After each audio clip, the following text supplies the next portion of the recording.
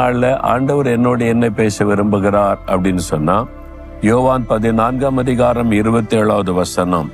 ஆண்டவர் சொல்லுகிறார், சமாதானத்தை நான் உங்களுக்கு வைத்து போகிறேன், என்னுடைய சமாதானத்தை உங்களுக்கு தருகிறேன்.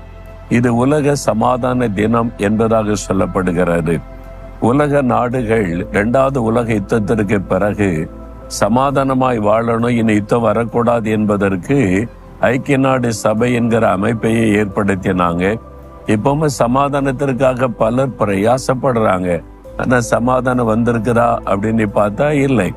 நாடுகளுக்குள்ளே சமாதானமற்ற சூழ்நிலை, ஒரு தேசத்துக்குள்ளேயே மாநிலங்களுக்குள்ளே மாநில சமாதானமற்ற சூழ்நிலை, ஒரே பகுதியில வாழக்கூடிய மக்களுக்குள்ளே சமாதானமற்ற நிலைமை. சமாதானமற்ற உலகத்தில் தான் நம்ம வாழுகிறோம். ஆனால் சமாதானத்திற்காக பிரயாசங்கள் எடுக்கப்படுகிறது நல்லது. எப்போ சமாதானம் வரும்? ஒரு மனிதனுடைய